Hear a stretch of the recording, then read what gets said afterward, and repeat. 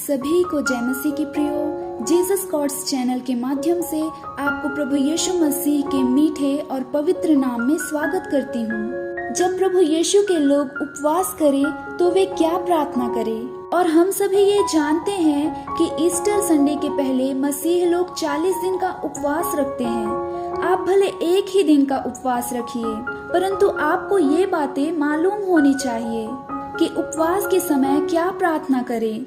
मैं आपको वचन के द्वारा बताना चाहती हूँ। दानियल की पुस्तक 9 अध्याय 3 और 4 वचन में लिखा है, तब मैं अपना मुख प्रभु परमेश्वर की ओर करके गिड़गिड़ाहट के साथ प्रार्थना करने लगा, टाट पहन रखने में बैठकर विनती करने लगा। दानियल कहता है, जब मैंने उपवास किया तो अपना मुख परमेश्वर की तरफ फेर लिया, मैंने अपनी नजर खुदा की ओर लगा ली। यदि आप मसीह हैं और आप उपवास में हैं, तो जरूरी है कि आप अपनी नजरें खुदा की ओर लगाएं। जब आप उपवास रखें, अपना मुख परमेश्वर की तरफ फेर लें। आप उन रास्ताओं से फिर जाइए जो रास्ते खुदा की तरफ नहीं जाते हैं। उन विचारों से फिर जाएं जो विचार अच्छे नहीं हैं। जब आप उपवास करें, आपका उपवास सफल हो सकती है, आपकी दुआ सफल हो सकती है, एक कारण से कि आप अपनी नजर खुदा की तरफ लगाएं। आप उपवास करते हैं तो ये बात याद रखें, आपको खुदा के और करीब जाना है, आपको खुदा की तरफ अपनी नजरें लगानी है। जब आप ऐसा करेंगे, आपकी उपवास सफल हो जाएगा प्रभु यीशु मसीह के नाम से। और आगे वो कहते हैं, मैंने अपने परमेश्वर यहोवा से इस प्रकार प्रार्थना की और पाप का अंगीकार किया, हे प्रभु, तू महान और भय योग्य परमेश्वर है, जो अपने प्रेम रखने और आज्ञा मानने वालों के साथ अपनी वाचा को पूरा करता और करुणा करता रहता है। दानियल कहते हैं, जब मैं उपवास किया तो पहला काम ये किया कि अपनी नजरें खुदा की तरफ लगाई। दूसरा काम यह किया कि मैंने अपनी गुनाहों को मान लिया, मैंने अपने पापों को अंगीकार कर लिया।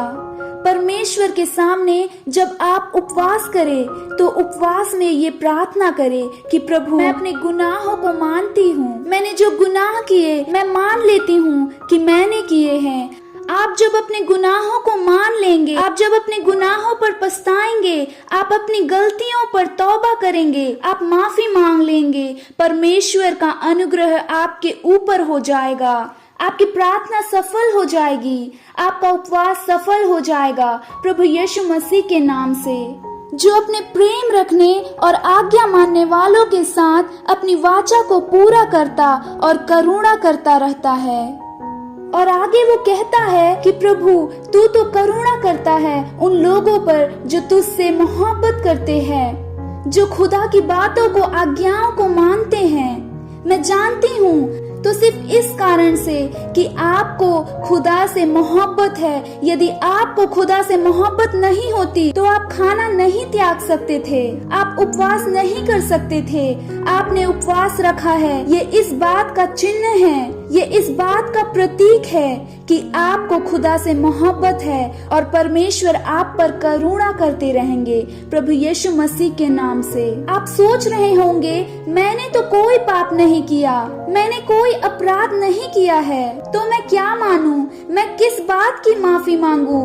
मैं आपको बताना चाहती हूँ प्रियो, आपको फिर भी माफी मांगनी है, फिर भी आपको पश्चाताप करना है, क्योंकि लूका रचित सुसमाचार 17 अध्याय और 10वां वचन में खुदा यीशु ने कहा, इसी रीति से तुम भी जब उन सब कामों को कर चुके हो जिसकी आज्ञा तुम्हें दी गई थी, तो कहो, हम निकम्मे दास हैं कि जो हमें करना चाहिए था वही किया है। ये यीशु कहते हैं, यदि तुमने सिर्फ उतना ही काम किया है जितना करने के लिए कहा गया था, तो कहो कि हम निकम्मे दास हैं। यदि आपने उतनी ही प्रार्थना की है जितनी करनी चाहिए थी, तो कहो हम निकम्मे दास है। और हम सभी जानते हैं कि हम उतनी दुआएं नहीं की हैं जितनी हमें करनी चाहिए थी। हमने उतना सुसमाचार प्रचार नहीं किया है जितना हमें करना चाहिए था।